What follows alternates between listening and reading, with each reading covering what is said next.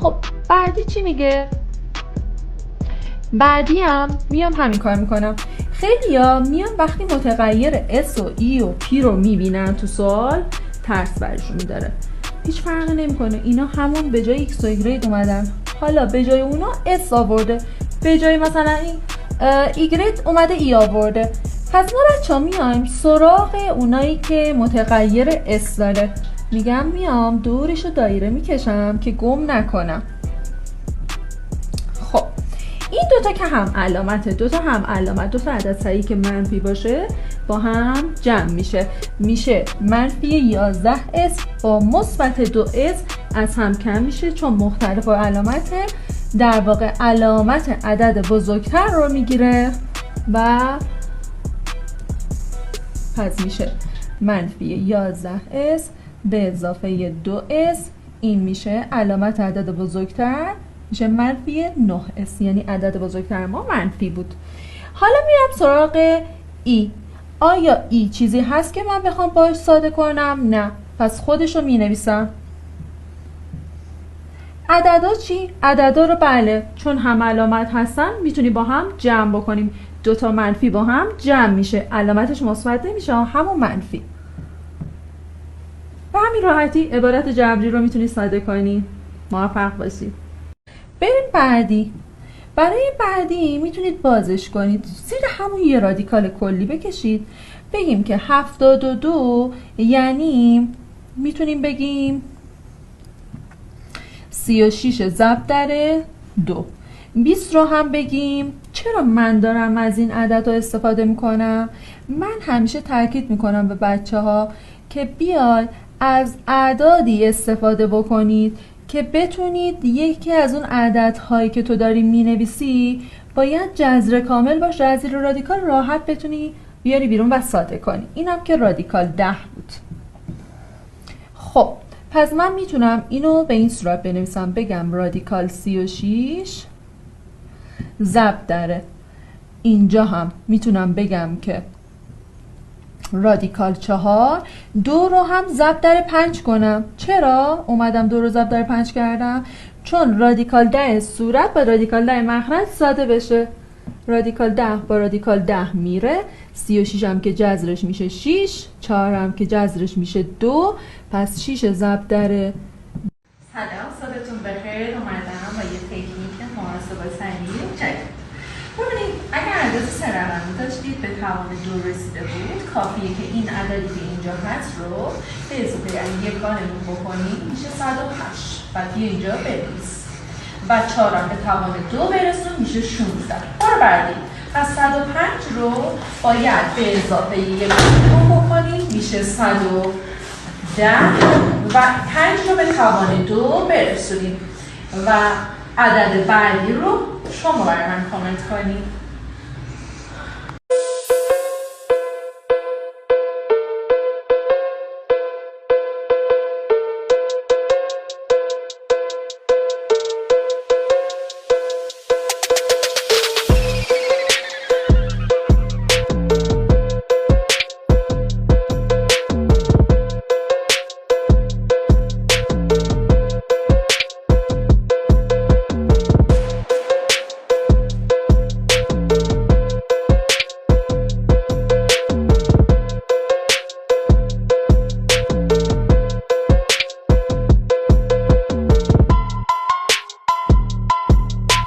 وقتی زمانی که عددی که به شما میدن توان داره، دو رقمیه و یکان اون پنجه، به این صورت حل میشه.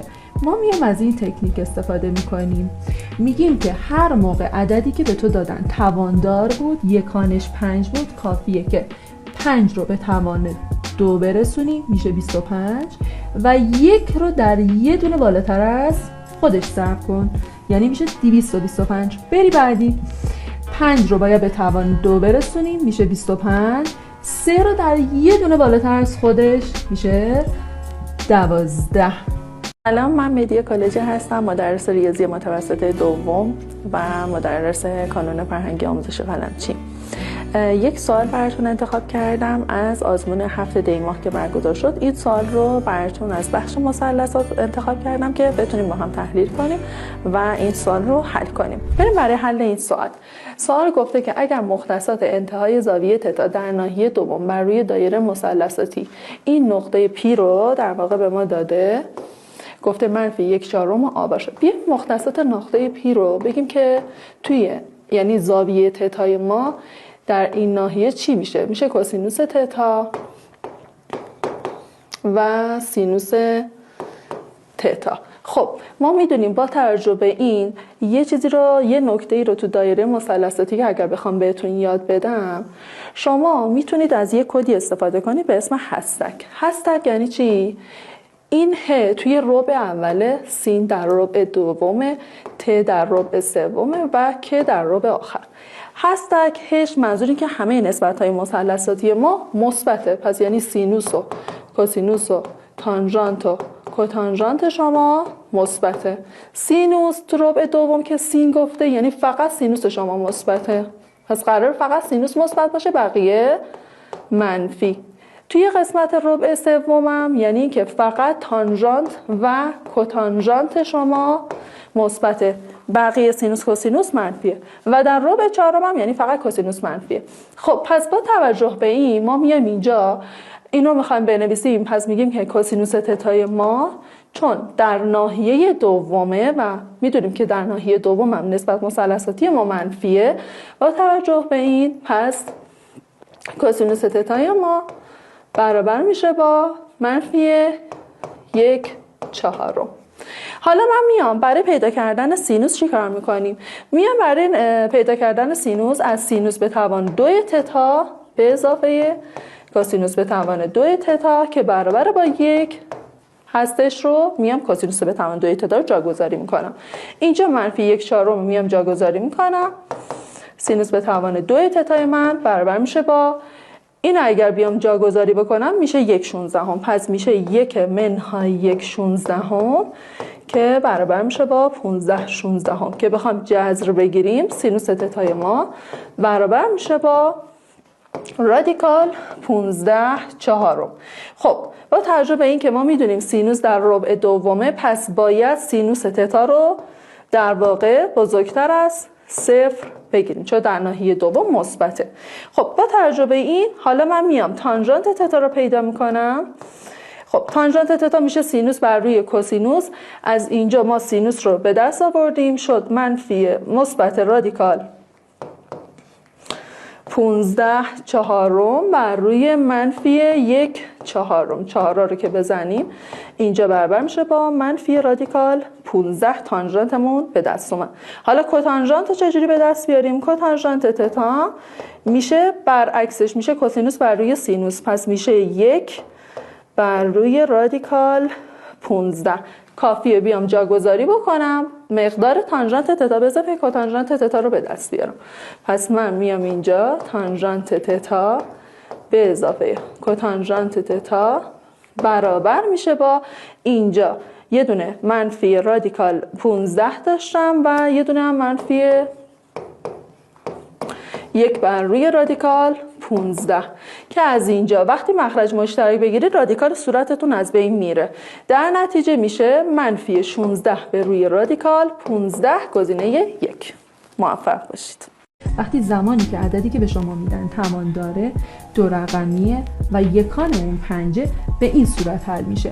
ما میام از این تکنیک استفاده میکنیم، میگیم که هر موقع عددی که به تو دادن تواندار بود، یکانش 5 بود، کافیه که 5 رو به توان 2 برسونی میشه 25 و 1 رو در یه دونه بالاتر از خودش ضرب کن یعنی میشه 225. بری بعدی 5 رو باید به توان 2 برسونیم میشه 25. 3 رو در یه دونه بالاتر از خودش میشه 12.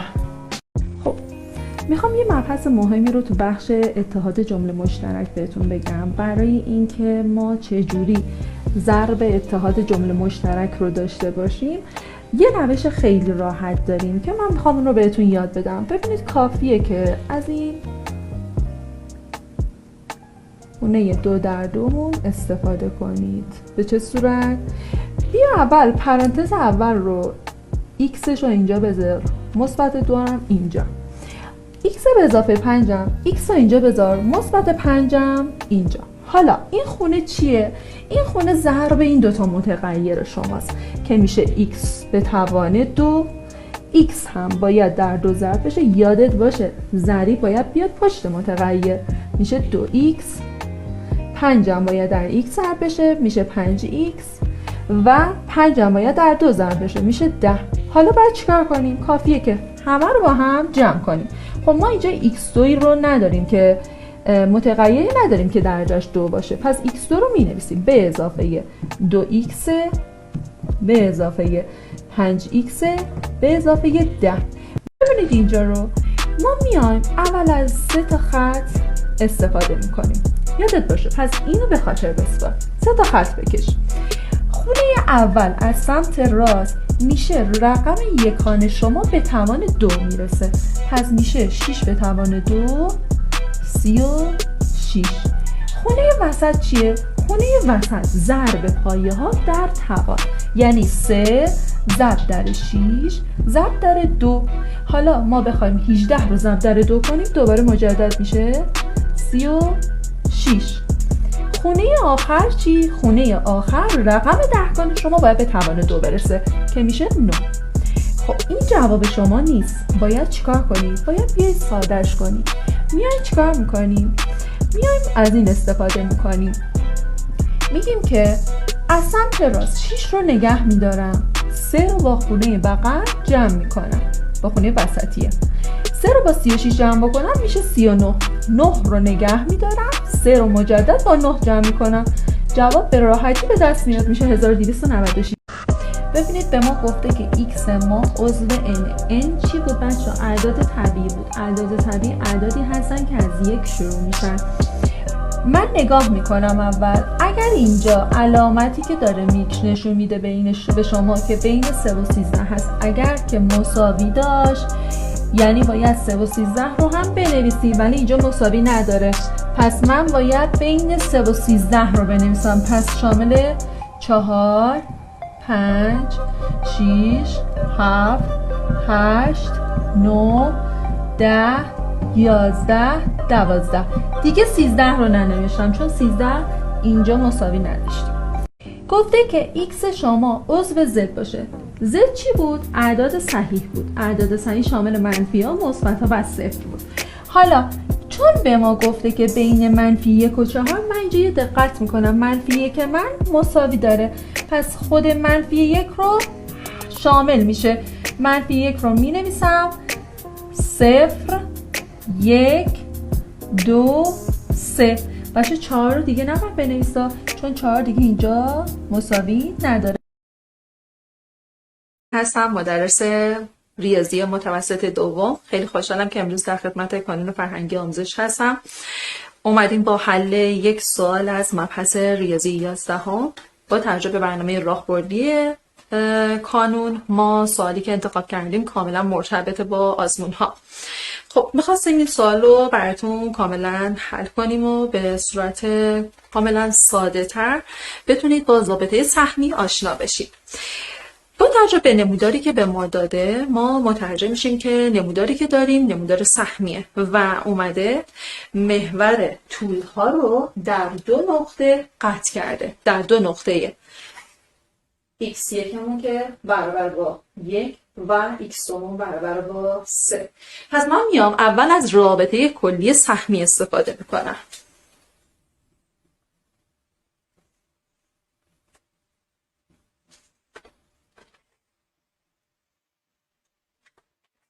و بعد باید به جای نقاطمون جاگذاری کنیم.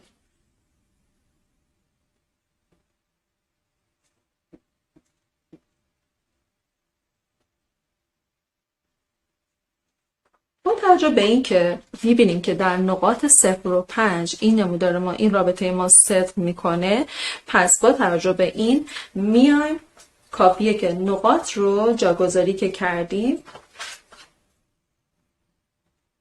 چیزی که به دست آوردیم رو جاگذاری کنیم.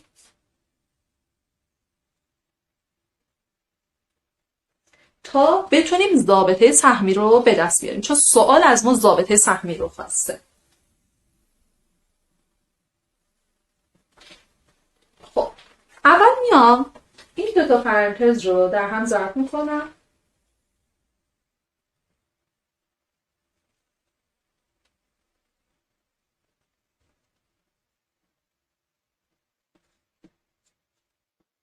و بعد باید 5/3 رو ضرب کنیم. خب اولی که میشه 5/3 x2 منهای 20/x، اینجا 3 صورت با 3 مخرج ضرب بشه ساده میشه که میمونه مثبت 5 و به راحتی ضابطه سهمی ما به دست اومد. این هم یک سوال است مبحث ریاضی 11 خدمت شما دوستان.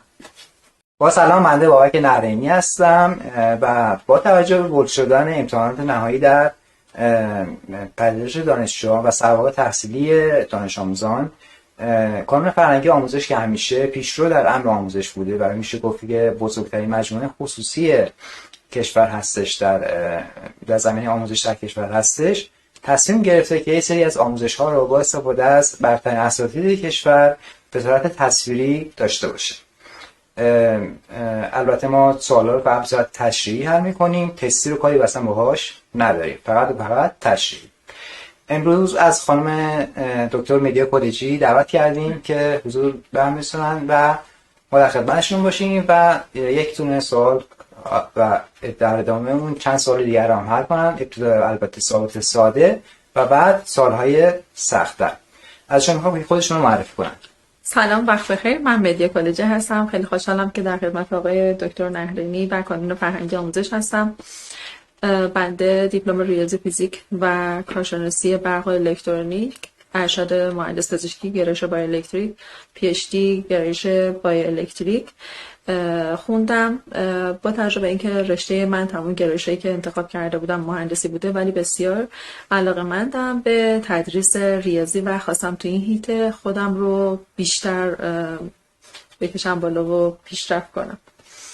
خیلی خوشبخت شدم. مرسی. زحمت کشیدید که اومدید. من دیگه بقیه داستان رو می‌سپارم خدمت سرکار خانم دکتر و امیدوارم که ان شما ازش استفاده کافی رو ببرید. یادتون باشه که ما فقط تو اینستاگرام تیکه‌ای از در واقع آموزش رو می‌ذاریم و تو کانال تلگراممون پشتیبانی می‌کنه. تو کانال تلگراممون کل آموزش رو شما میتونید ملاحظه بفرمایید. وایساتون مساوی قرار میدیم، یعنی زاویه هایی که روبرو هم مساوی هم قرار میدیم. ولی این دوتا زاویه هایی که در کنار هم هستن، در همسایگی هم هستن، در واقع میشه گفت زاویه های مجاور مکمل همن. یعنی اینکه A به اضافه B شما باید برابر بشه با 180 درجه. خب به جای A بذار میشه 120 به اضافه 3x به اضافه من اینو درست کنم 3x به اضافه c مساویه با 180. از اینجا میام 3x رو می نویسم، نگه می دارم 3x همو، 180 رو منهای 120 منهای 30 می کنم. 180 منهای 120 میشه 60. 60 منهای 30 میشه 30. 3x مساوی بشه با 30، هر دو رو به ضریب x تقسیم میکنیم. پس x من در اومد 10. امیدوارم که از این سوالم خوشتون اومده باشه. سلام، من مدیا کلجی هستم، دبیر هندسه. یک سوال مهمی رو آوردم از فصل 1 هندسه 11. دوستان به این سوال خیلی خوب دقت کنید و ببینید که چقدر راحت اگر که شما یک سری نکات رو مربوط به هندسه 11 یاد گرفته باشید میشه راحت این سوال رو حل کرد. به ما سوال گفته که مطابق شکل مقابل در تمام دایره ها در نقطه T کجاست؟ یه نقطه T رو پیدا کنید. نقطه T شما اینجا میشه. گفته که نقطه T بر هم مماسن. و از نقطه M که بیرون از دایره هستش، یعنی خارج از دایره، مماس مشترک هستن. حالا شما باید بیاید ثابت بکنید که این نقطه‌ای که خارج از دایره هستش طولش برابر با این امتی که مماس مشترکه برای دایره هامون. ببینید از هر نقطه ما یاد گرفتیم توی هندسه 11 هر نقطه‌ای که خارج از دایره باشه، اگر که خطوطی که بر این دایره مماس هستن و بر این نقطه در این نقطه هم دیگر رو قطع میکنن، یعنی طول مماس مشترک، طول دو تا مماس مشترک خارج از دایره، یه نقطه‌ای که خارج از دایره هستش، طول این دو تا خط ما در واقع با هم برابره. یعنی اگر این نقطه ما M باشه، اینجا A باشه، اینجا B باشه، A M با B M در واقع برابره. پس اینجا میتونیم اثبات بکنیم. بنابراین میشه اینجا نوشت که پس امتی ما که در واقع طول مماس مشترکمون هست برابر با امتی 1، امتی ما برابر با امتی 2، امتی برابر با امتی 3 و امتی برابر با امتی 4. خب حالا پس در نتیجه اینجا چون مماس مشترک ما امتی بود، میشه گفت که امتی در واقع برابر با تک تک این مماس مشترک، این مماسی که خط مماسی که خارج از دایرمون هست.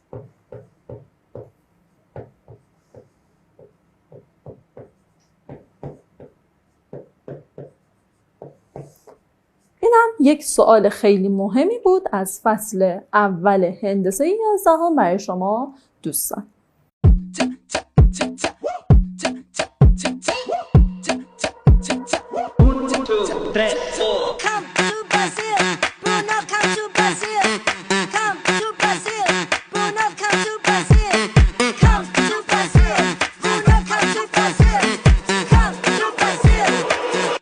I come Brazil.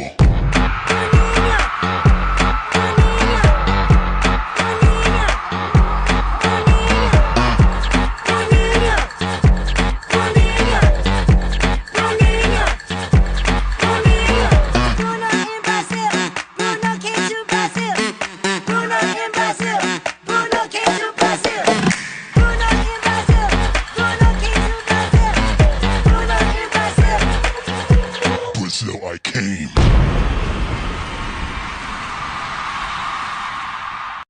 سلام، صبحتون بخیر. اومدم با یه تکنیک محاسبه سنجی جدید. ببینید اگر عدد سه رقمی داشتید به توان 2 رسیده بود، کافیه که این عددی که اینجا هست رو به اضافه یک بارمون بکنید، میشه 108 و بیا اینجا بنویس و 4 به توان 2 برسون میشه 16. برو بعدی.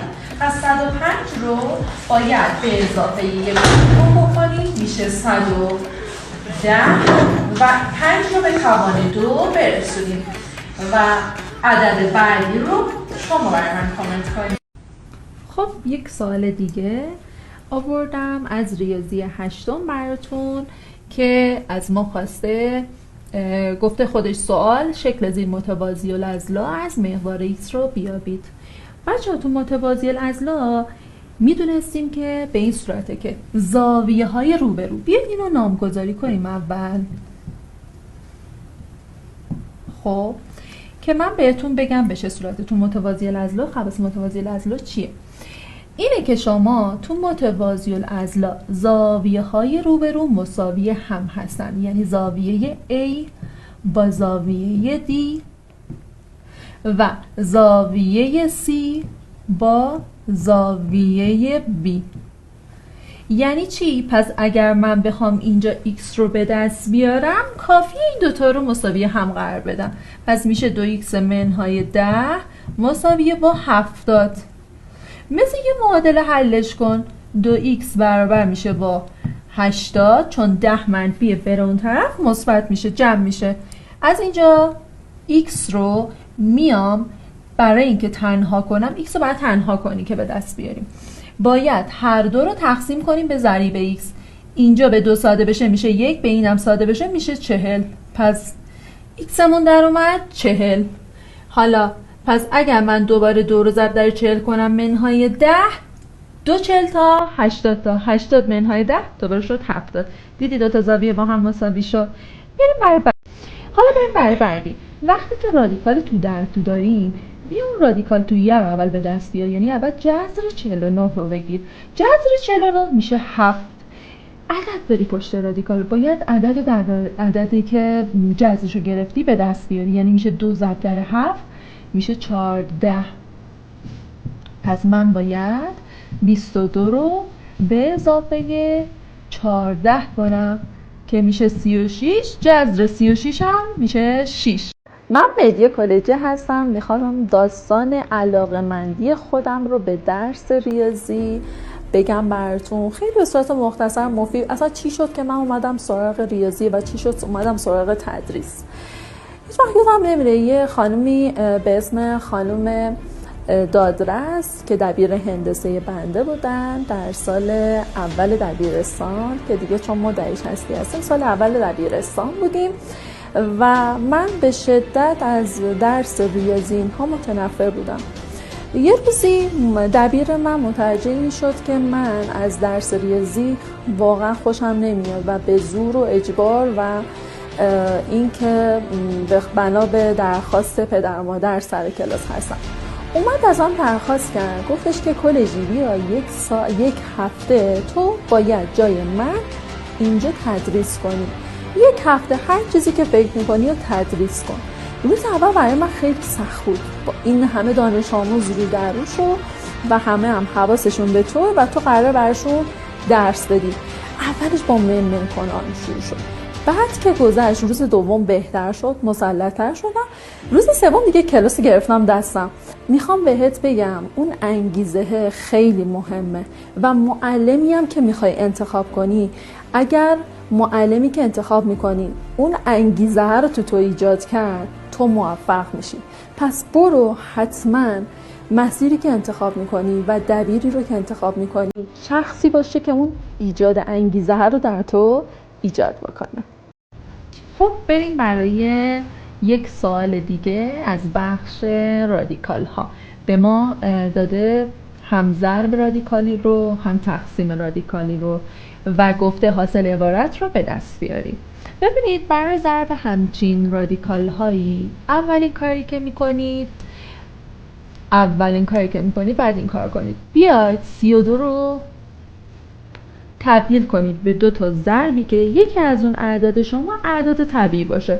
میتونم بگم 16 ضرب در 2. میتونیم این 2 تا رادیکال رو هم یکی کنیم. ضرب در یعنی 2 تا عددمون رو بیاریم زیر یه رادیکال.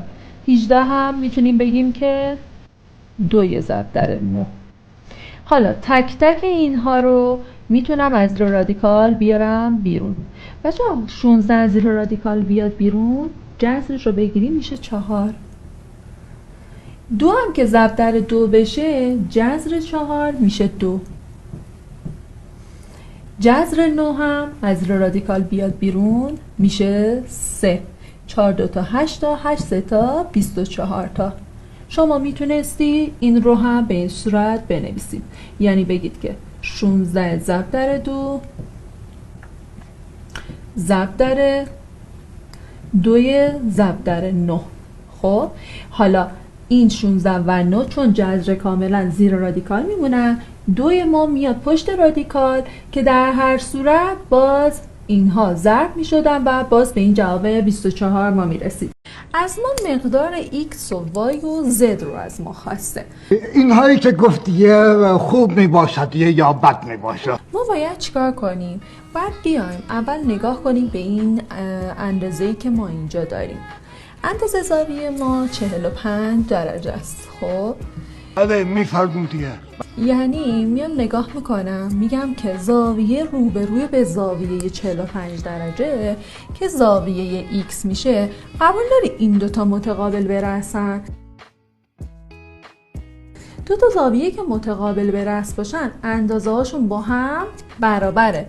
چرا منو توی موقعیت قرار میدی؟ یعنی اگر این 45 باشه اینم خب حالا بیم تو که زبونمه 45. خب من اندازه 45 درجه این رو یعنی مقدار x هم رو در واقع به دست آوردم. حالا باید برم مقدار y رو به دست بیارم. برای مقدار y قبول دارید اگه دستتون رو بذارید اینجا نگاه کنید میبینید که این یه زاویه 180 درجه هستش. شما اینا رو چجوری حفظ شدی؟ پس من میام 180 رو از 45 کم میکنم که اندازه گرید به دست بیاد. من نمیفهمم چی میگی. میشه 135.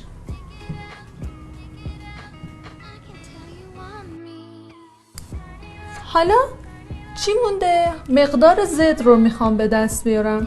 برای به دست آوردن مقدار زد از اونجایی که ما میدونیم این یک زاویه قائم است، زاویه قائمه زاویه‌ای که 90 درجه هستش. پس من میدونم که چون اینجا 90 درجه هست و اینجا هم 45 درجه، قبول دارید این یه زاویه نیم صفحه هست و اندازش برابر با 180. پس من میگم میتونم این کار بکنم، بیام بگم چون اینجا یه زاویه قائمه است اینم یه زاویه قائمه است که با هم میشه 180 درجه. ولی من میام این کار میکنم، میگم 90 رو از 45 کم میکنم، 45 به دست میاد. خیلی هم میان این کار میکنن، 90 رو با 45 جمع میکنن، از 180 کم میکنن، اندازه زد رو به دست میارن. امیدوارم که از این سوال خوشت اومده باشه. آدمای بزرگ با قدم‌های بزرگی شکل میگیرن. اینو اول میخوام به خودم بگم، بعد به شما.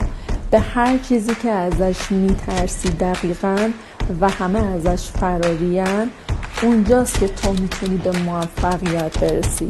یعنی چی؟ یعنی آدم ریسک پذیری باشی، بری سراغ چیزایی که ازش میترسی، بری با ترسات روبرو بشی. تا زمانی که نتونی با ترسات روبرو بشی هیچ وقت موفق نمیشی. از قهرمان اتومبیلرانی پرسیدن، گفتن که رمز موفقیت توی مسابقات چی بوده؟ گفت رمز موفقیت من این بوده نسبت به رقیبان، این که هر جایی که سر پیش رقیب من ترمز میگرفت من اونجا بود که گاز میدادم. چرا این مثال رو بردم برات؟ به خاطر این که شما از تابستون به عنوان اون گاز دادن استفاده کنید. یعنی تو تابستون رقیبای شما قرار استراحت کنن و شما باید از این تابستون به عنوان اون گاز دادنه و با اون فرصت طلایی استفاده کنید و بری به سمت موفقیت. دوستان عزیز، کلاس‌های تابستونی ما از پایه تا کنکور هستش، در خدمتون هستیم، چه به صورت مجازی چه به صورت حضوری. حتما با ما در ارتباط باشید. سوال داده حاصل جمع رو به صورت عدد تواندار بنویس. ببینید وقتی که جمع اعداد تواندار داریم، شما اشتباه رایج خیلی از بچه‌ها اینه که میان اعداد رو به توان میرسونن و بعد با هم جمع میکنن. وقتی سوال گفته که به صورت عدد تواندار، صورت سوال خیلی مهمه تو امتحان بخونید و صورت سوال رو دقت کنید. خودش گفته به صورت عدد تواندار بنویس. پس من کافیه چیکار کنم؟ بیام بشمارم چند تا 5 به توان 3 دارم. میگم که 5 تا 5 به توان 3 دارم. 5ش رو مینویسیم، در یه دونه از این اعداد تواندارمون ضرب میکنیم. خب تو ضرب توانها یاد گرفتیم پایه برابر توانها رو جمع میکنیم. پایه برابر نبود توان برابر بود، پایه رو ضرب میکردیم، یکی از توانها رو مینوشتیم. پس اینجا میشه 5 به توان 4. میریم برای بعدی یه خورده متفاوت تر. میگیم که چند تا 9 به توان 4 داریم؟ 3 تا. ضرب در 9 به توان 4. خب برای این که من تبدیل کنم به یه عدد تواندار، باید بیام 9 رو هم برسونم به پایه 3. یعنی بگم که 3 ضرب در 3 به توان 2 و یه 4 هم داشت. بچه‌ها تو ضرب توان‌ها وقتی که دوتا توان کنار هم بیاد پیش یه پرانتزی باید توان‌ها رو در هم ضرب بکنید. پس این میشه 3 به توان 8. پایه برابر توان‌ها رو با هم جمع میکنیم. میریم برای قسمت بعدی. میگیم چند تا 1/3 به توان 2 داریم؟ 3 تا داریم. یه دونه از این اعداد تواندارمونم میرسیم. خب نوشتیم. حالا میایم بهترین کار اینه که شما اول بیا 1/3 رو به توان 2 برسونید که میشه 1/9. ضرب کسری داریم، میتونی به این مخرج 1 بدی. اگر ساده کردن یادت رفته 3 رو با 9 ساده کن میمونه 1/3. حالا دیدی چقدر راحت میشه جمع اعداد تواندار رو حل کرد. امیدوارم خوشت اومده باشه.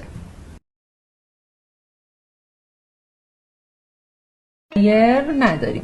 7 که منفیه میبریم اون طرف، 7 بره اون طرف، چون منفیه بره اون سمت میشه مثبت، پس میشه -1 به اضافه 7. خب این دوتا هم علامت نیستن، پس از هم کم میشن. با علامت اعداد بزرگتر میشه -6. پس من میگم 2y مساوی با 6. دو طرف رو باید به ضریب y تقسیم کنم. ضریب y شما چیه؟ 2. پس دو طرف رو میام به 2 ساده میکنم. y باید تنها شه، برابر میشه با 3. بریم برای بعدی. خب بعدی رو میخوام به دست بیارم. سلام، من مدیا کالجی هستم، دبیر هندسه. یک سوال مهمی رو آوردم از فصل 1 هندسه 11. دوستان به این سوال خیلی خوب دقت کنید و ببینید که چقدر راحت اگر که شما یک سری نکات رو مربوط به هندسه 11 یاد گرفته باشید میشه راحت این سوال رو حل کرد. به ما سوال گفته که مطابق شکل مقابل در تمام دایره ها در نقطه T کجاست؟ یه نقطه T رو پیدا کنید. نقطه T شما اینجا میشه. گفته که نقطه T بر هم مماسن و از نقطه M که بیرون از دایره هستش، یعنی خارج از دایره، مماس مشترک هستن. حالا شما باید بیاید ثابت بکنید که این نقطه‌ای که خارج از دایره هستش طولش برابر با این MT که مماس مشترکه برای دایره هامون. ببینید از هر نقطه ما یاد گرفتیم توی هندسه 11 هر نقطه‌ای که خارج از دایره باشه، اگر که خطوطی که بر این دایره مماس هستن و بر این نقطه در این نقطه هم دیگر قطع میکنن، یعنی طول مماس مشترک، طول دو تا مماس مشترک خارج از دایره، یه نقطه‌ای که خارج از دایره هستش، طول این دو تا خط ما در واقع با هم برابره.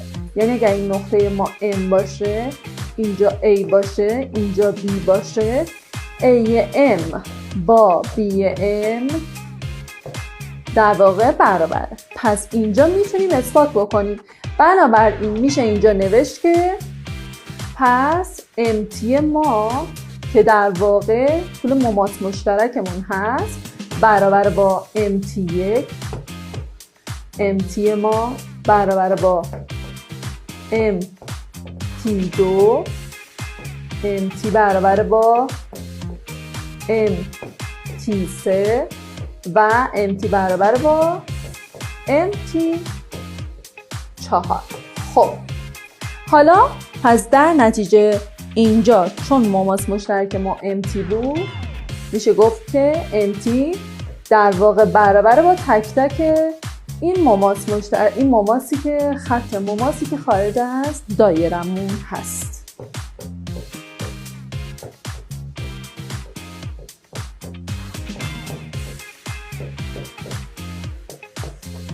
اینم یک سوال خیلی مهمی بود از فصل اول هندسه 11 برای شما دوستان.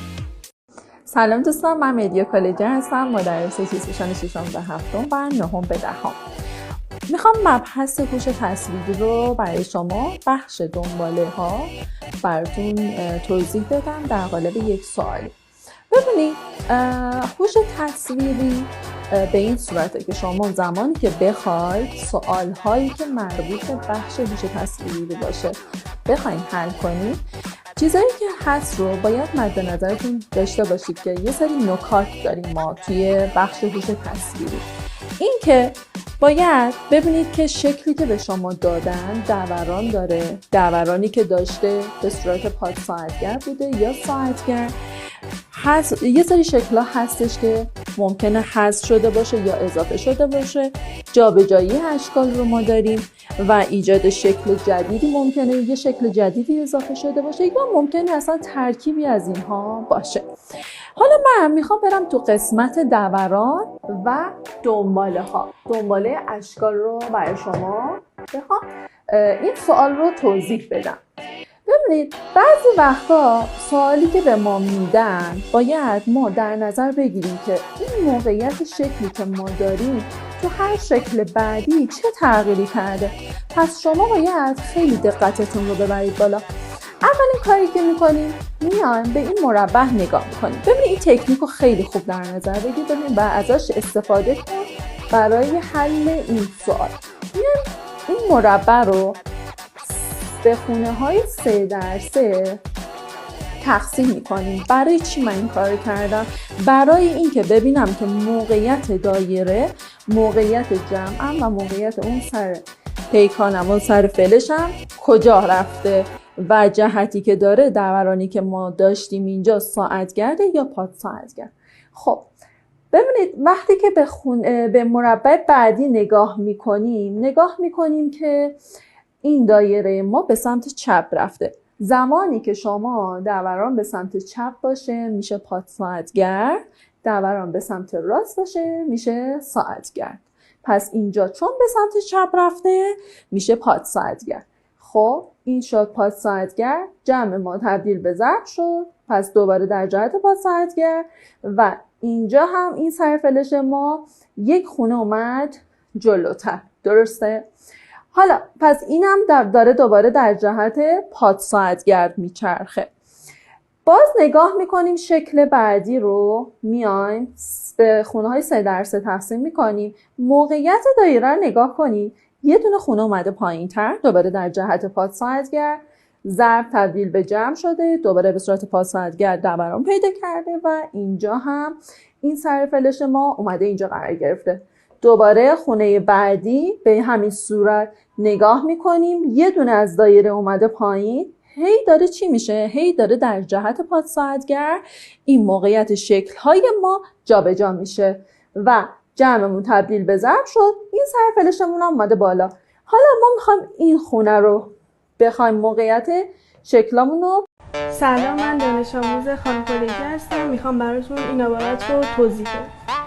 خب ما قدیما می اومدیم اول از همه این عبارت رو تک تک توی این عبارت ضرب کنیم، ولی الان با استفاده از روشی که خانم کلی توضیح دادن میتونیم این عبارت خیلی راحت حل کنیم.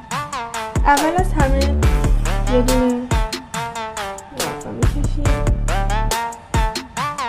اینه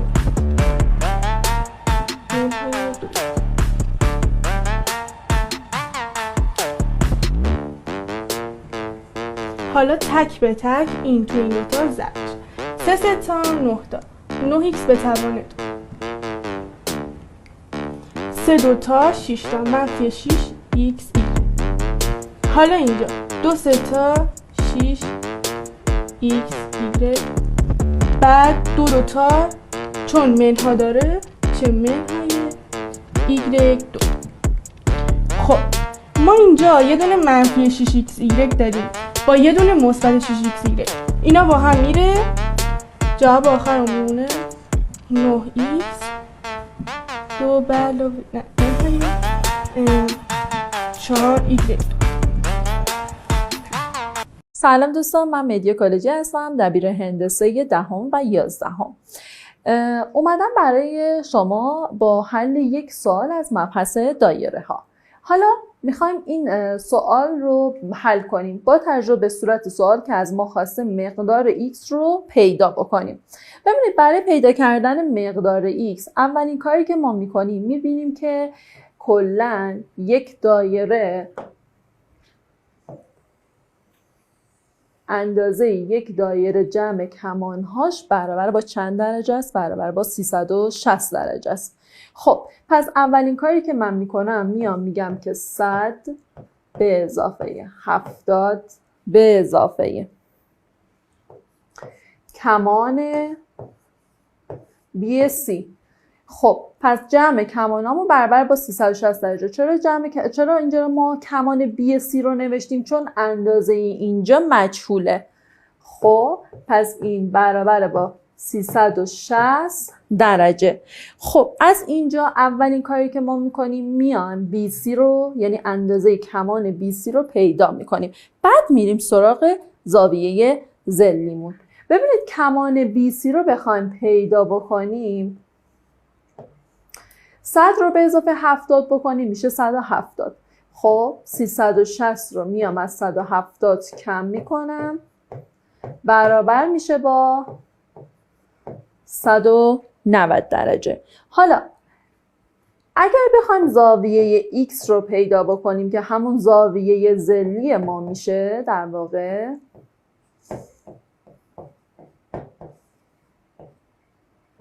به چه صورت پیدا میکنیم؟ زاویه ضلعی برابر با کمان روبرو، یعنی کمان BC به روی 2. BC مون به روی 2. خب اندازه کمان BC رو که تو بالا پیدا کردیم، برابر شد با 190 تقسیم بر 2 که برابر میشه با 95 درجه. پس اینجا زاویه X من پیدا شد 95 درجه. این هم یک سوال خیلی خوبی بود مربوط به بخش دایره ها تو بخش زاویه ضلعی، پیدا کردن زاویه ضلعی.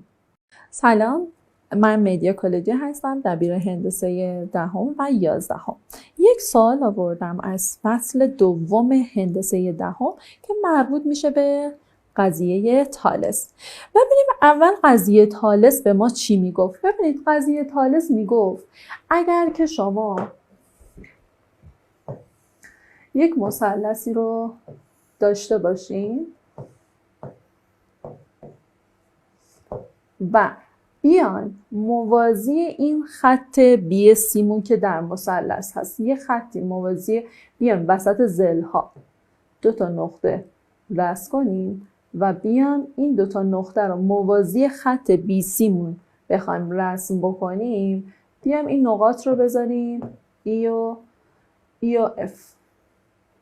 خب به چه صورته؟ بخوام طبق قضیه تالس بنویسم، ما یا هم باید میتونیم از روش جزء به جزء استفاده کنیم، هم جزء به کل. به چه صورت بود جزء به جزء؟ این که شما باید بگید که A به روی E B، A F هم به روی F C. حالا جزء به کل به چه صورت هستش؟ A به روی A B و A F هم به روی A C. پس یه جزء به جزء داریم، یک جزء به کل داریم. این برای قضیه تالس بود. حالا میخوام این سوال رو حل کنم. ببینید ما اینجا 2 تا خط موازی داریم. پس اولی میایم این مثلث رو در نظر میگیریم با این خط موازیمون، یعنی میگیم که اول اگر که DE رو موازی بگیرم با F بیمون، در واقع اینجا داریم AD به روی DF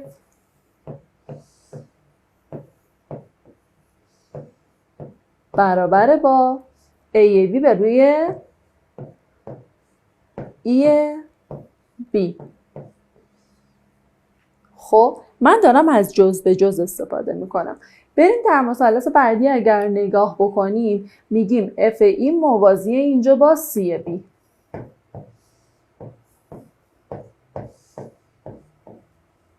پس در نتیجه A F تون به روی FC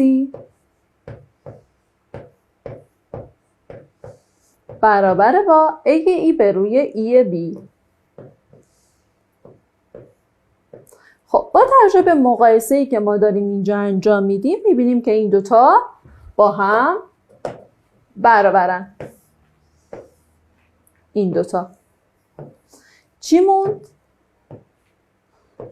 A D موند به روی D F برابر شد با A F به روی F C. این هم یک سوال مهمی از بخش قضیه تالس. دوستان دهمی سلام، یک ویدیو براتون آماده کردم از حل نمونه سوال امتحانی. حتما تا آخر این ویدیو رو نگاه کن. بریم برای حل این سوال. گفته برای یک تابع خطی میدانیم که F2 مون به ازای F2 برابر با 11 و F0 مون شده 7. میخوایم ضابطه تابع رو به دست بیاریم. میگیم به ازای F2 مون شده 11 و F0 مونم شده 7. این رو در واقع میتونی همون x1 در نظر بگیری، اینو y1، اینو x2، اینم y2. ما باید یه بک بزنیم به پایه 9. فرمول شیب رو یادتونه میگفتیم a مساویه با y2 منهای y1 به روی x2 منهای x1. اینجا هم تو سال دهم هم یاد گرفتیم فرمول شیب رو چجوری به دست بیاریم. با m نشون میدادیم، میگفتیم y2 منهای y1 به روی x2 منهای x1. y2 مون چنده اینجا؟ y2 مون 11 منهای 7 به روی x مون 2 به روی منهای 0 برابر با 4 به روی 2. شیبمون به دست اومد 2. ما میخوایم ضابطه‌اش رو بنویسیم دیگه، یعنی باید معادل خطش رو بنویسیم، به فرم استانداردش برگردونیم. چی بود فرمولمون؟ y منهای y0 مساوی با m در x منهای x0. خب اینجا که من شیبم رو به دست آوردم، میام جاگذاری میکنم و اینجا هم میگم که نقطه اولیه رو میام 0 و 7 رو به دلخواه انتخاب میکنم، میگم 0 و 7. اینجا 7 رو میذارم مساویه با اینم که 0 رو بذارم، پس میمونه فقط 2x و اینو میام به فرم استانداردش مینویسم که برابر میشه با یه تونه فرم استاندارد معادل خط رو توی 9 میگفتیم y مساوی با ax به اضافه b. پس ما باید این رو به فرم استانداردش در بیاریم که بتونیم ضابطه تابعمون رو در واقع بخوایم یه تابع خطی براش بنویسیم. پس برابر میشه با 2x به اضافه 7. یه سوال خیلی خوب رو تونستیم حل کنیم.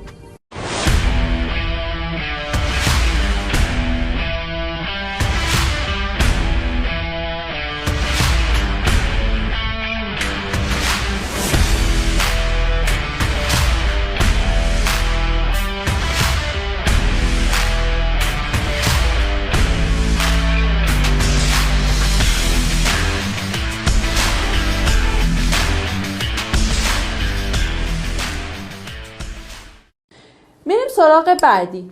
A2 منهای B2 منهای B به اضافه A به توان 2.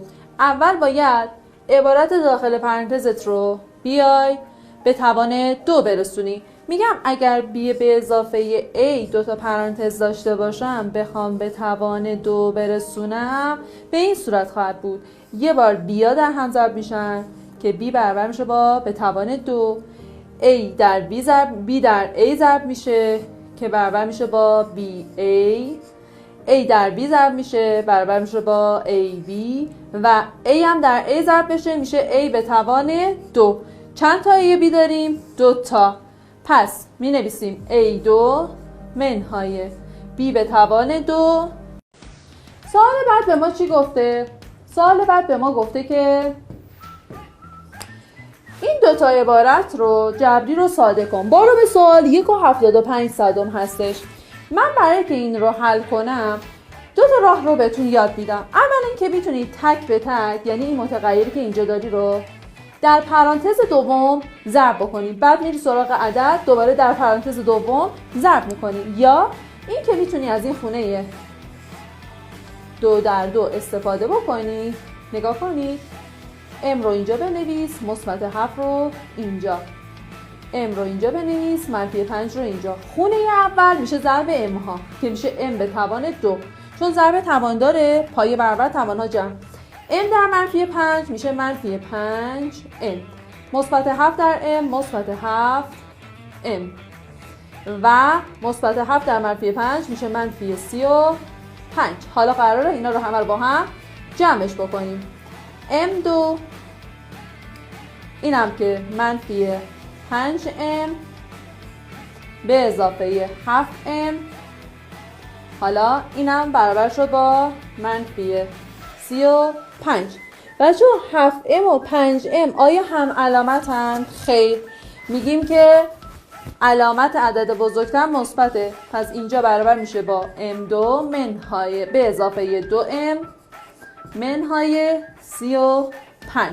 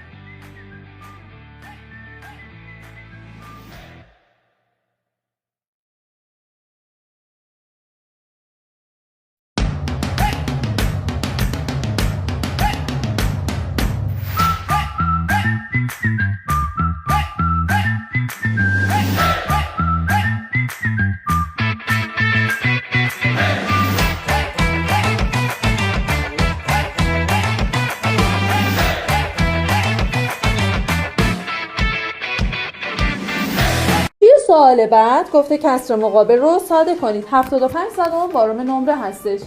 ما میایم چیکار میکنیم؟ توی کسر اول میایم میبینیم که چی مشترکه؟ بیشترین توان a به توان 2، یعنی a ما هستش که توانش 2 هستش. پس من میام یه خط کسری میکشم، از a فاکتور میگیرم. بچه تک تک رو بر اون چیزی که فاکتور گرفتی باید تقسیم کنید. از بالایی از اینجا a به توان 2 به روی a میمونه و از دومی a یا میره منفی b. توی دومی دوباره میگیم که بیشترین توان b هستش، از b فاکتور میگیرم، از اولی a میمونه، از دومی یه دونه b میمونه. خب بچه قبول دارین این دوتا پرانتز یکی شد؟ خب خیلی راحت این دوتا با هم میره و میمونه a به روی b. به همین راحت شما یه سوال 75 صدمی هم حل کردید. میریم سراغ سوال بعد. گفته عبارت جبری رو تجزیه کنید. سوال چند نمره است؟ 75 صدم. گفتم همچین عبارت جبری رو بهت دادن کافیه که بیای فاکتور بگیری. فاکتورگیری، از روش فاکتورگیری استفاده میکنیم. 35 و 45 هر دو به 5 بخش پذیره. میام 35 رو به 5، 45 هم به 5. این به 5 میشه 7، این به 5 میشه 9. پس از 5 فاکتور میگیرم. بعد میرم سراغ متغیرها. یه x به توان 2 دارم، یه x به توان 1، یه y به توان 1، یه y به توان 2. پس یه x و y اینجا می نویسیم. بچه تک تک اینها رو باید به 5xy تقسیم کنم که ببینم چی میمونه. توی عبارت اول 35 به 5 میشه 7. x به توان 2 به روی x یه دونه x میمونه. y ما با y ما میره. برای بعدی منهای 45 رو به 5 تقسیم بکنم میشه 9. y به توان 2 رو به y به توان 1 خود y میمونه و x رو هم بخوام ساده بکنم x ها با هم میره. پس فقط میشه 7x منهای 9y. این هم به همین راحتی یه عبارت جبری رو تجزیه کردیم.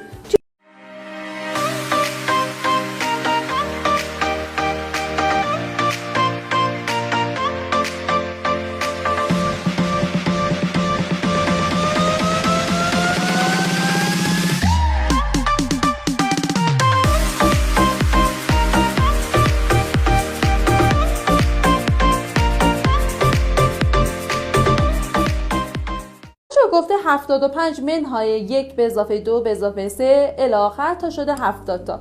ما تو همچین عبارتهایی میدونیم که حاصل جمع عدد اول با عدد آخر برابر میشه. یعنی حتی اگر 1 رو به اضافه 70 بکنی میشه 71، 2 رو به اضافه 69 بکنی میشه 71، 3 رو به اضافه 68 بکنی میشه 71. پس من میام چیکار میکنم؟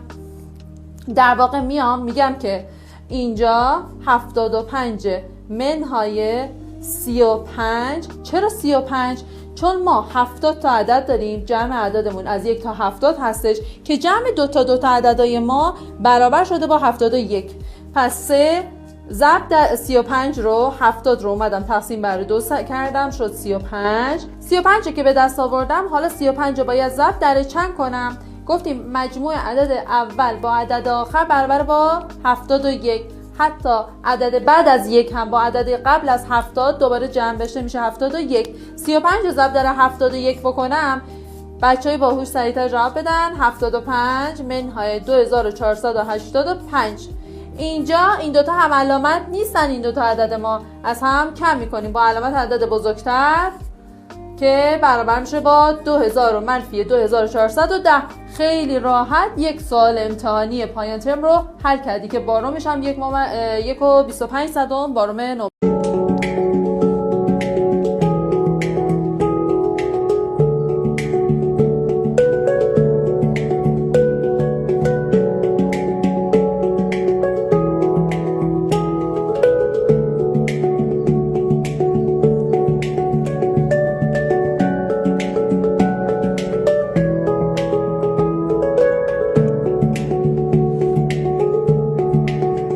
بعدی به ما گفته که برای محور مقابل یک رابطه جمع بنویس. محور مقابل مربوط به کجا میشه؟ فصلهای اول کتابت، عبارتهای گویا. من بخوام برای این یک عبارت جمع بنویسم، اولا که قسمت مثبت محور کجا؟ سمت راست.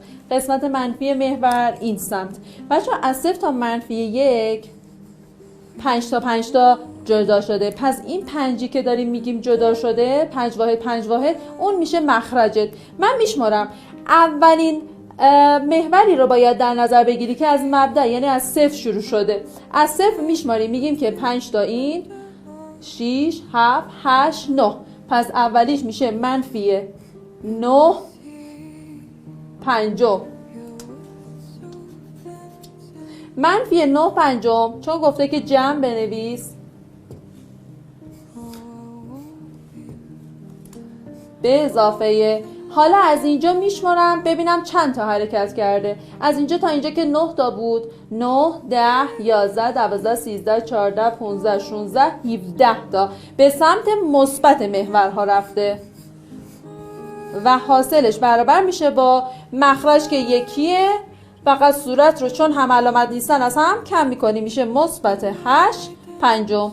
خیلی راحت یک جمع برای این محورمون جمع عبارت گویه ها رو نوشتیم. ما توی سوال دیدیم که به چه صورته ما میخوایم در واقع بیام اینجا b رو به دست بیاریم. درسته؟ ما x رو داریم، خود سوال به ما 6 رو یعنی شیب رو داده بود که 6. درسته؟ پس من میام 2 رو ضرب در 6 میکنم به اضافه b. من میخوام اول b رو به دست بیارم، یعنی همون ارز از مبدأمو. خب منفی 3 رو که هیچی همون طرف نگه میدارم، 2 6 تا هم که میشه 12 تا بره اون طرف، برابر میشه با منفی 15. خب حالا این منفی 15 که ما نوشتیم فقط فعلا چی رو به دست آوردیم؟ در واقع ما ارز از مبدأ رو به دست آوردیم. حالا میخوایم معادل خطش رو بنویسیم. پس برای نوشتن معادل خط دوباره از معادل استانداردمون کمک میگیریم. به جای ایش باید چند بذاریم؟ شیب رو به دست آورده بودیم 6x و ارز از مبدأ هم از اینجا به دست آوردیم. کافیه اینجا جاگذاری کنی. امیدوارم خوشت اومده باشه. خب دوستان، یه سوال دیگه از نمونه سوالات امتحانی رو براتون آوردم که براتون حل کنم. دوستان نهمی به خصوص خیلی به این ویدیو دقت کنن و خیلی راحت میتونید معادل خط رو یاد بگیرید. ببینید از ما خواسته معادل خطی بنویسید که شیب آن 6 و از نقطه 2 و منفی 3 بگذره. حالا اینکه در مورد این مختصاته که به ما داره بهت میگیم، میخوایم اینجا بگیم که ببینید این قسمت بالا میشه طول شما، یعنی ایکس شما همون طولتونه. خیلی از دوستان یادشون میره. و این -3 هم یاد شما در واقع میشه عرضتون. خب من اول باید هر موقع حرف از معادله خط اومد، شما باید معادله استاندارد خط رو بنویسی. این میشه این فرم از معادله استانداردمونه. خب حالا باید چیکار کنیم؟ اول باید بیایم این نقطه هایی رو که داریم رو جاگذاری کنیم. این -3 میاد به جای گرید قرار میگیره. خب و دومونم قرار بیاد اینجا 2a به اضافه Tell me baby, don't be lazy, cause I'll make you go so crazy. Call my name and I will show you our sun and our moon. So let's sing the bottom, call my name and I'll show you our sun and our moon.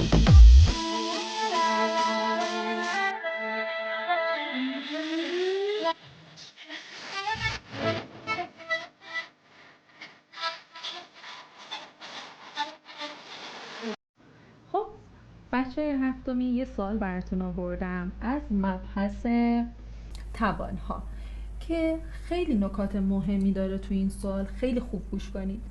ببینید بچه ها، اول به این توان دقت کنید. 197 یک توانه که عدد فرده. ما باید بدونیم که هر عدد صحیحی که بخواد به توان عدد فرد برسه، خب علامتی که اینجا داریم خود عدد ما همون علامت منفی رو خواهد گرفت. ولی اگر عددی که ما در توان داریم برای یه عدد صحیح اگر زوج باشه، عدد ما علامتش مثبت میشه. پس من میگم که 197 اینجا توان ما توان فردی هستش و بدونید اینو -1 به توان هر عددی، کلن 1 به توان هر عددی بخواد برسه خود 1 میشه. فقط اینجا باید علامتش رو تعیین کنیم چون توان ما فرد هستش. پس این میشه -1، یعنی خود -1 شد. حالا -1 به توان 200 چی میشه؟ ببینید بچه ها، توان ما توان زوجی هستش، یعنی یه عدد زوج رو داریم. پس اگر بخوام حاصلش رو بنویسم، گفته بدون محاسبه فقط علامت من تغییر میکنه. یک سوال پرتکرار آوردم از بخش اول ریاضی هفتم. این ویدیو رو خیلی خوب نگاه کن چون خیلی کمکت میکنه. ببینید این سوال رو به ما داده، گفته حاصل عبارت رو به دست بیارید. ما میگیم -2 به اضافه 5 میشه -3. -8 به اضافه 11 میشه -3. -14 به اضافه 17 میشه -3. -20 به اضافه 23 میشه -3. چند تا 3 دارم؟ مثبت 3 دارم 4 تا. 4 3 تا 12 تا. بریم سوال بعد. ببینید بچه ها، همچین عبارتی رو به ما دادم، وسطش خالیه. بعد گفته بیا حالا حاصل جمع 1 تا 50 رو به دست بیار.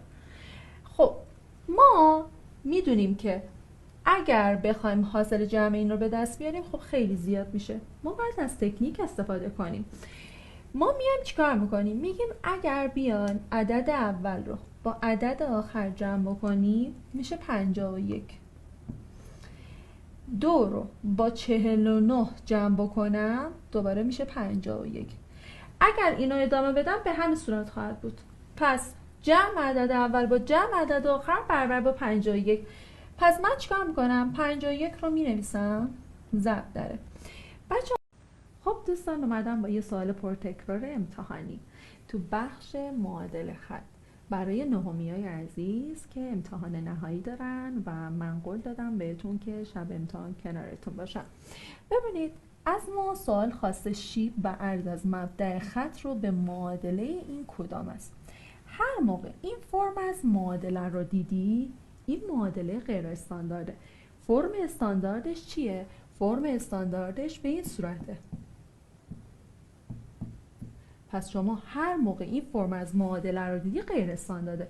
تو باید چیکار کنی؟ تو باید بیای استانداردش کنی، یعنی باید اینجا ایگرید رو تنها کنی و ایکس رو، عدد ثابتت رو ببری اون طرف تساوی.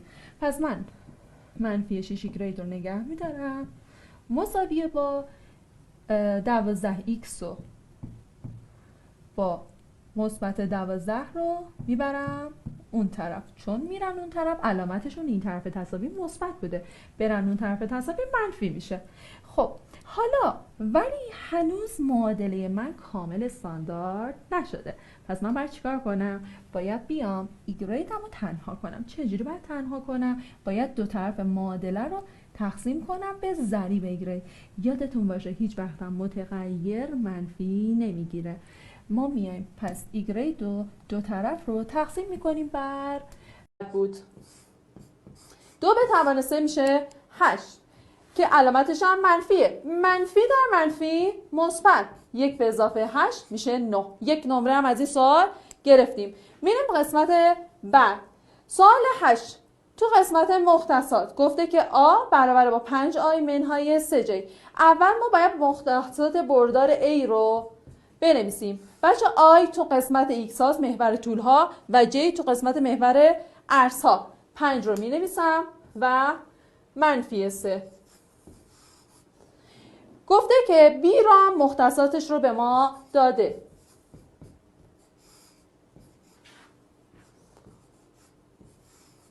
حالا از ما خواسته که بردار سی مساوی با منفی 2a به اضافه b رو به دست بیاریم. گفته که منفی 2 رو باید در تک تک مختصات a یعنی در طول و عرضش ضرب بکنیم. پس من میگم بردار c برابر میشه با منفی 2 در 5 و منفی 3 به اضافه 2 و منفی 4.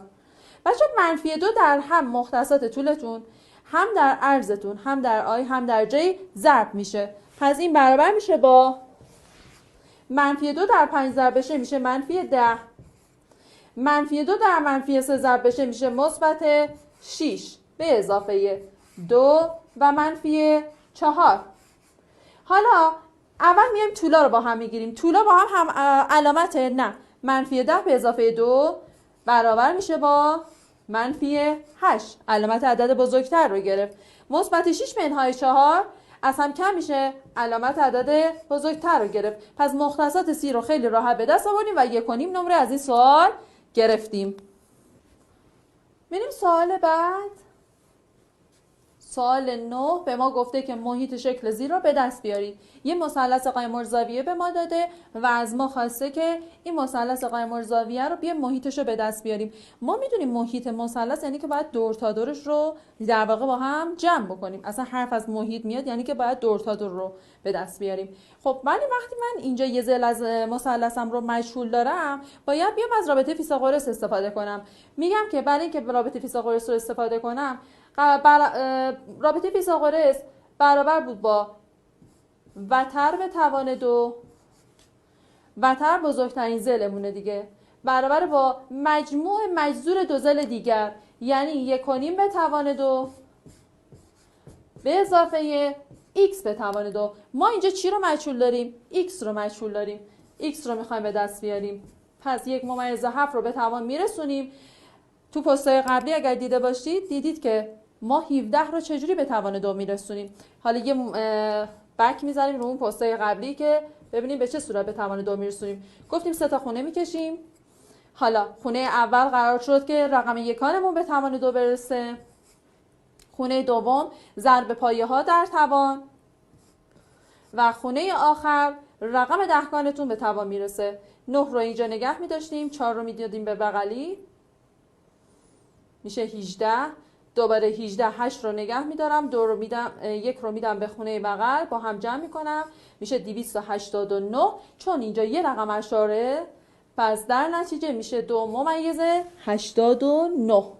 10 تا میشه 100 تا، پس رقم اشاره ما 2/89 صدم میشه.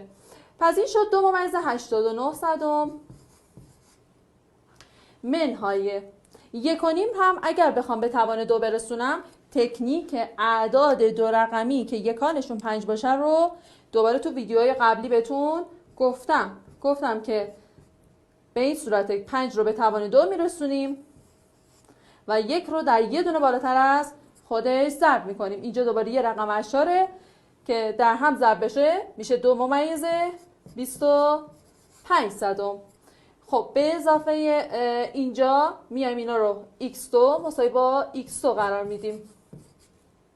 بچه x2 رو از اینجا بخوام به دست بیارم 9 رو منهای 5 کنم میشه 4، 8 رو منهای 2 کنم میشه 6 و این شد 64. باید جذرش رو بگیرم. جذرش میشه 8 دهم.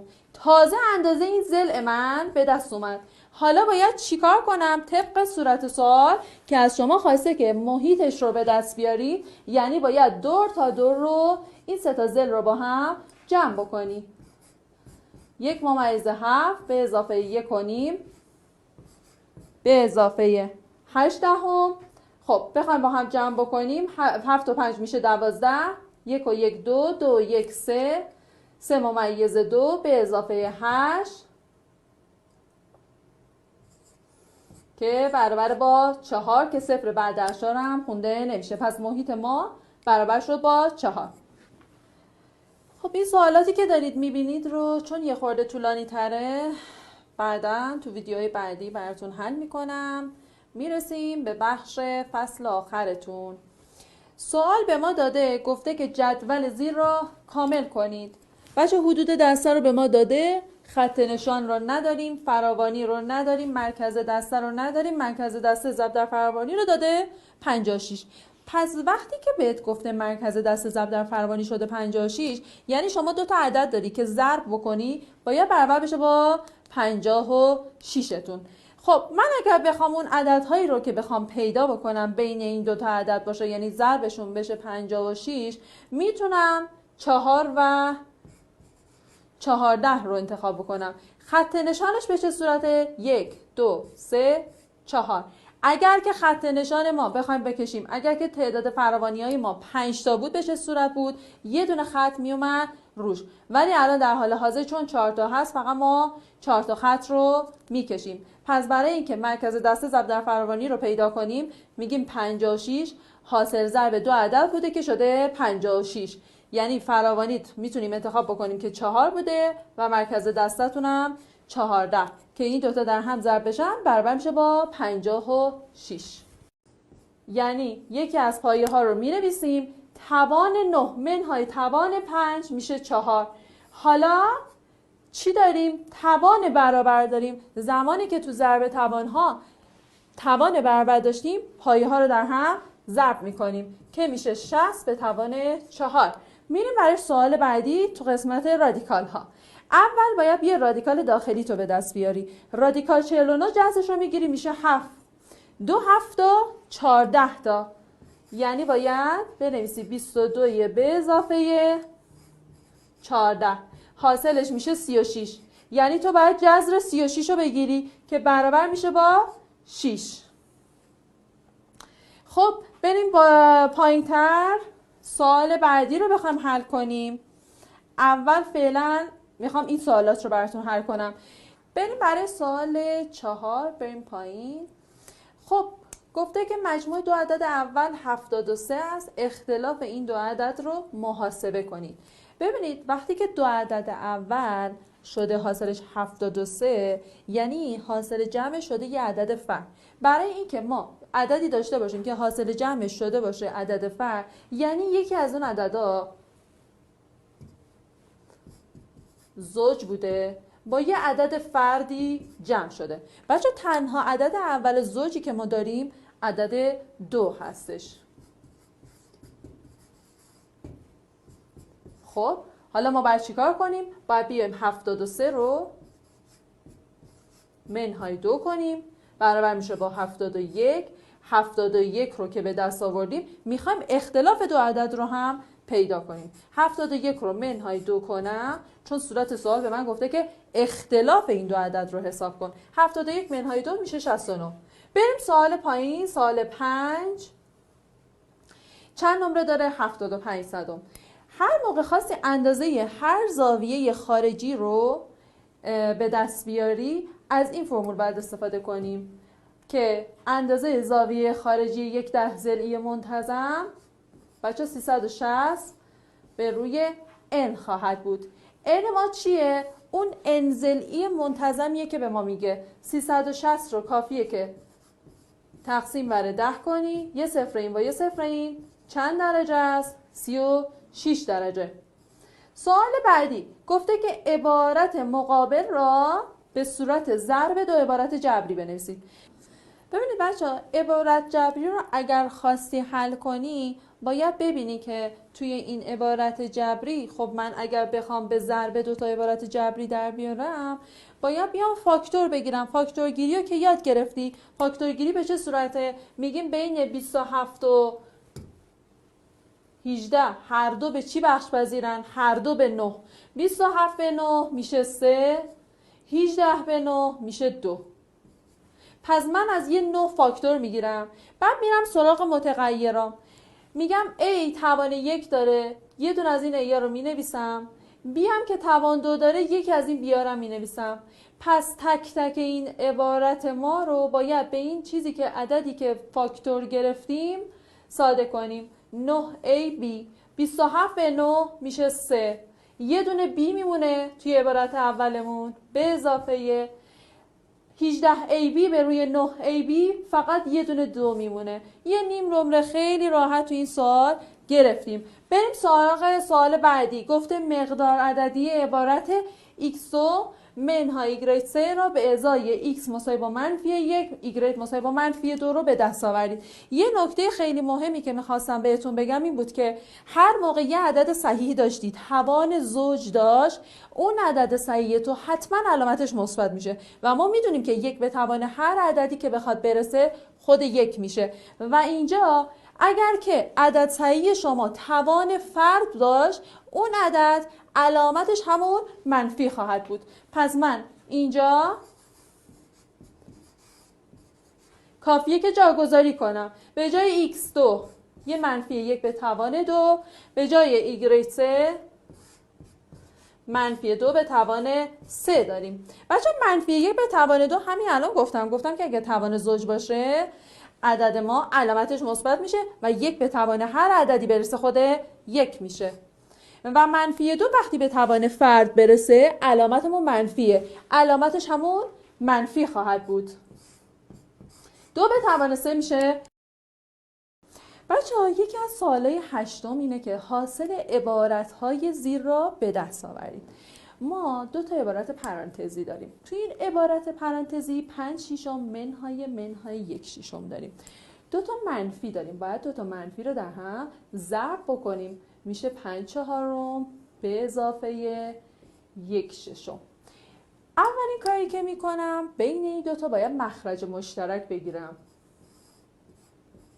مخرج مشترک خیلی میان اشتباه میان میگن که خب 4 6 تا 24 تا مخرج مشترک رو که بخوایم بگیریم میشه 24. نه، بهتر اینه که شما بیه مخرج مشترک رو بین 4 و 6 رو عددی که کوچیک‌تره و هم به 4 و هم به 6 بخش پذیر باشه رو انتخاب میکنیم. ما اینجا 12 رو انتخاب کردیم. بچه 4 ضرب در چند میشه؟ 12 ضرب در 3 میشه و 5 هم ضرب در 3 میشه. 6 رو ضرب در 2 میکنیم، 1 هم ضرب در 2. صورتمون چی شد؟ شد 5 ضرب در 3 بخوایم بکنیم میشه 15 و 1 هم ضرب در 2 بکنیم میشه 2. خب حاصل این برابر شد با 17 دوازدهم. 17 دوازدهم که این عبارت پرانتزی اول من شد. من یکی با یه رنگ دیگه براتون می‌نویسم. منفی 12 با منفی 5 خیلی اشتباه میکنن، میگن که دو تا منفی داریم، منفی در منفی مثبت، حالا 12 هم ضرب در 5 میکنیم. این اشتباهه عزیز من. منفی 12 با منفی 5 دو تا هم علامت، دو تا علامت منفی، یعنی باید با هم دیگه جمعش بکنید. 12 رو با 5 جمع بکنید میشه منفی 17. خب بچه‌ها ما اینجا این علامت تقسیم رو خیلی باید دقت بکنیم. ما یه تقسیم داریم، تقسیم بره، من این منفی رو پاک کنم. خب 17 دوازدهم تقسیم بره منفی 17. من چرا اومدم خط کسریه رو کشیدم؟ که بدونی 17 اگر مخرج نداره یعنی 1 بده بهش. حالا چیکار کنیم؟ کسر اول رو می نویسیم.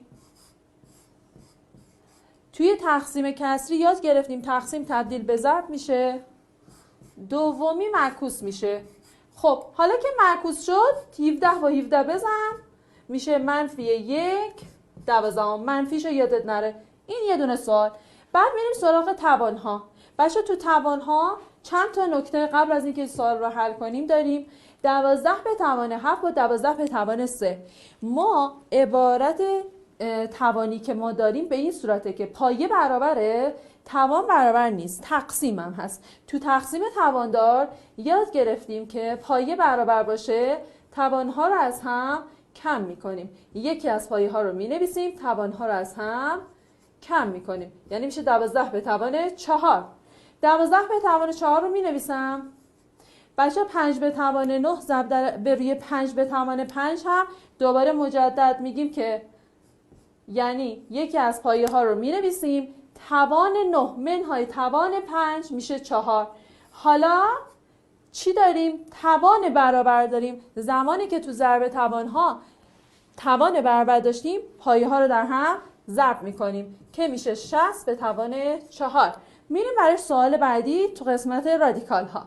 اول باید یه رادیکال داخلی تو به دست بیاری. رادیکال 49 جذرش رو میگیری میشه 7. 2 7 تا 14 تا، یعنی باید بنویسی 22 به اضافه 14 حاصلش میشه 36. یعنی سلام دوستان، همونطور که بهتون قول داده بودم میخوام اتحاد مزدوج رو امروز براتون توضیح بدم. خب اگر تفاضل دو جمله رو داشتیم خواستیم اون رو تجزیه کنیم، کافیه که از اتحاد مزدوج استفاده کنیم. ما بخوایم از اتحاد مزدوج استفاده کنیم یعنی باید تک تک این اعداد رو باید جذرش رو بگیریم. خب برای اینکه جذرش رو بگیریم یعنی به دو تا پرانتزی که بین اونها ضرب باشه استفاده میکنیم. خب و پس ما میایم تک تک جذر اینا رو باید بگیریم. جذر 16 میشه 4. تو دو تا پرانتزت مینویسی. علامتی که تو دو تا پرانتز شما قرار میگیره چون اتحاد مزدوجه یکی منفی یکی مثبت خواهد بود. A هم جذرش رو بگیریم خود A رو می نویسیم و وقتی شما این دو تا پرانتز رو در هم ضرب کنید دوباره به همین عبارت میرسید. حالا میخوایم این رو بخوایم حل کنیم به چه صورت خواهد بود؟ ببینید پس کافیه که جذر تک تک رو اعداد رو بگیریم و اینکه دو تا پرانتز داریم که بین اونها ضرب هستش. جذر 9 رو بگیریم میشه 3. 3 رو در دو تا پرانتز بنویس. علامت تو مشخص کن. معمولا پرانتز اولت رو منفی بنویس. و 16 رو جذرش رو میگیریم میشه 4 A 4 A. وقتی که دو تا پرانتز رو ضرب کنید دوباره به همین عبارت میرسید. امیدوارم که خوشتون اومده باشه. خب بچه یه سوال براتون آوردم از بخش ب میمی. اول ببینیم که ب میمی مخففش چیه؟ بزرگترین مقسوم علیه مشترک. این سوال رو به این دلیل براتون آوردم چون چند تا نکته تو این بخش هست. یادتون باشه ب میمی هر عددی با 1 خود 1 میشه. پس این رو جزء نکات ب میمی حتما یادداشت کن. ب میمی هر عددی با 1 خود 1 میشه.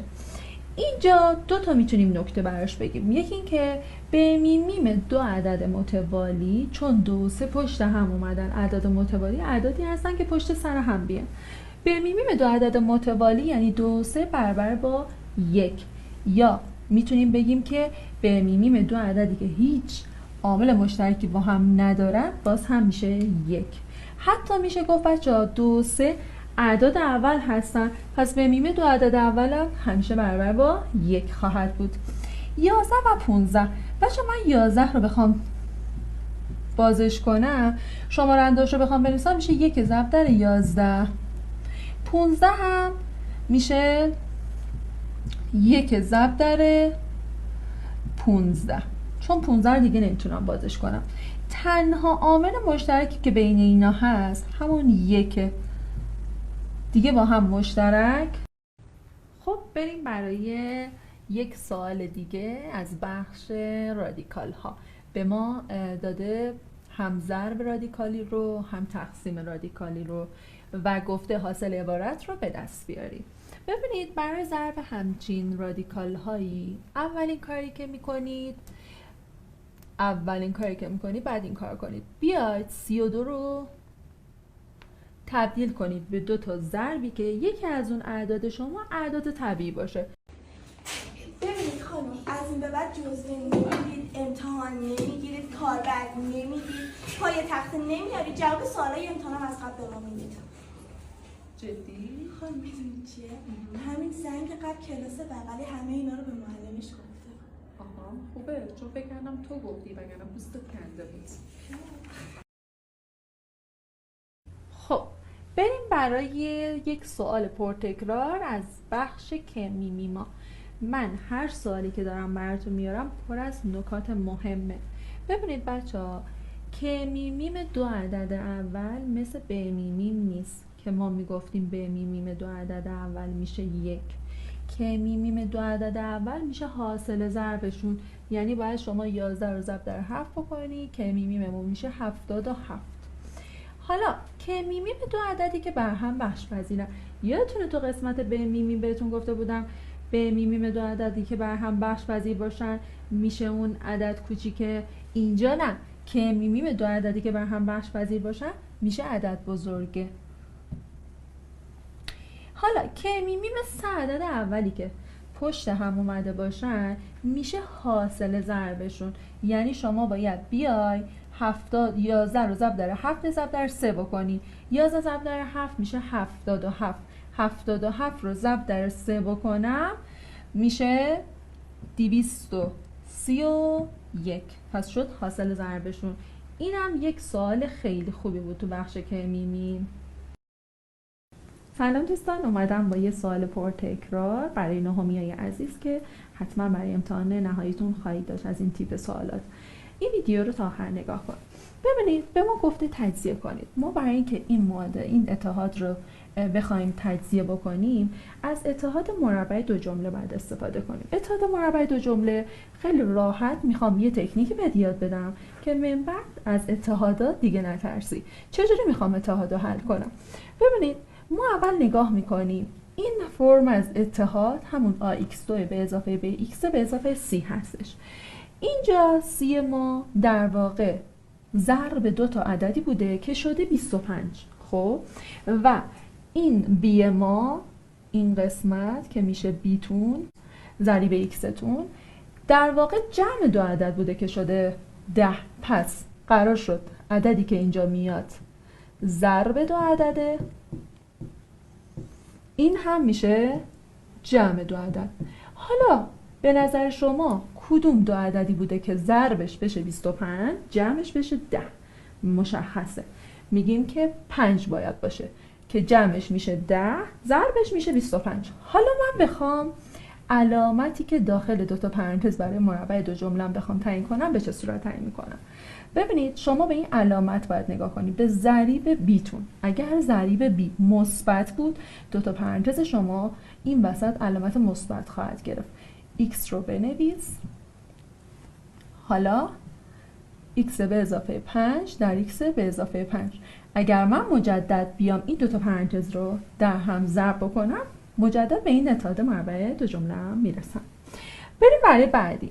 پس ما قرار شد که این قسمتی که از c داریم رو ضرب 2 تا عدد بگیریم، میگیم چه عددی با هم ضرب بشه میشه 36 و جمعشون باید بشه -12. خب مشخصه وقتی که 2 تا علامت منفی داشته باشیم تو عدد صحیح خوندیم 2 تا هم علامت جمعشون اگر که منفی باشن میشه -12، یعنی 2 تا -6 در واقع ما داشتیم و به این علامت هم اگر نگاه کنیم متوجه میشی 2 تا منفی در هم ضرب بشه میشه مثبت. پس کافیه که بگیم که یه دونه 2 تا پرانتزمون رو مینکشیم، عددامون رو مشخص میکنیم 6 بوده که در هم ضرب شده 36 جمع شده 12. x هم بنویس. حالا علامت اینجا رو چی تعیین میکنه؟ این قسمت چون منفیه 2 تا پرانتز شما منفیه. یادت باشه زمانی که شما 2 تا پرانتزتون مثبت و منفی خواهد بود که اون برای اتحاد مزدوج ویدیوهای بعدی رو حتما نگاه کنید که توضیح میدم.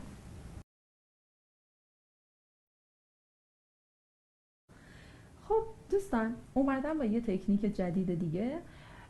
با توجه به این که من تو پست قبلی بهتون یاد داده بودم که چجوری یک عدد دو رقمی که یکانش 5 باشه رو به توان 2 برسونیم. حالا میخوام بهت بگم چجوری میشه یه عدد دو رقمی که یکانش غیر از 5 باشه رو بخوام به توان 2 برسونم. ببینید اینجا رو ما میایم اول از 3 تا خط استفاده میکنیم. یادت باشه، پس اینو به خاطر بسپار. 3 تا خط بکش. خونه اول از سمت راست میشه رقم یکان شما به توان 2 میرسه. پس میشه 6 به توان 2 36. خونه وسط چیه؟ خونه وسط ضرب پایه ها در توان، یعنی 3 ضرب در 6 ضرب در 2. حالا ما بخوایم 18 رو ضرب در 2 کنیم دوباره مجدد میشه 36. خونه آخر چی؟ خونه آخر رقم دهگان شما باید به توان 2 برسه که میشه 9. خب این جواب شما نیست. باید چیکار کنی؟ باید بیاید سادهش کنی. میای چیکار میکنیم؟ میایم از این استفاده میکنیم. میگیم که از سمت راست 6 رو نگه میدارم، 3 رو با خونه بغل جمع میکنم، با خونه وسطیه. 3 رو با 36 جمع بکنم میشه 39. 9 رو نگه میدارم، 3 رو مجدد با 9 جمع میکنم، جواب به راحتی به دست میاد، میشه 1296. بریم بعدی که خیلی بهتر یاد بگیریم. پس کافیه که چیکار کنیم؟ 3 تا خط بکشیم، از سمت راست رقم یکان رو به توان 2 برسون، میشه 49. خونه وسط چی؟ خونه وسط قرار شد پایه ها در توان ضرب بشه. 2 7 14 تا 14 ضرب در 2 میشه 28. خونه آخرم رقم دهگانتون باید به توان 2 برسه، میشه 4. حالا چیکار میکنیم؟ 9 رو نگه میداریم، 4 رو با 28 جمع میکنیم، میشه 32. دوباره 2 رو نگه میدارم، 3 رو با 4 جمع میکنم، میشه 729.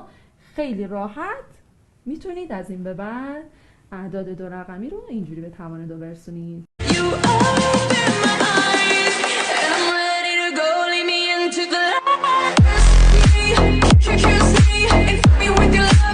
سلام، خوب هستید دانش آموزای عزیزم. اومدم با یه تکنیک جدید رادیکال ها. خب تکنیکایی که ما به کار میبریم معمولا محاسبه سریه، یعنی اینکه با استفاده از محاسبه سری خیلی راحت میتونید مباحث ریاضی رو، مسائل ریاضی رو راحت‌تر حل کنید و علاقه‌مندیتون هم به ریاضی بهتر بشه و بیشتر خواهد. من میام 3 تا رادیکال آوردم براتون. بخوام 3 تا رادیکال میخوام براتون حل کنم، بشه صورت حل می‌کنیم. کافیه که شما مثلا رادیکال 7 دارید، یه خط کسری میکشیم. خب تو صورت چه عددی مینویسیم؟ میگیم این عددی که زیر رادیکال رو توی صورت مینویسم، به اضافه یک عددی رو باید انتخاب کنم که به 7 نزدیک باشه و جذر کامل باشه. پس اگر بخوام عددی رو که انتخاب کنم به 7 و جذر کامل باشه میشه 9. بعد جذر 9 رو که ما بگیریم میشه 3.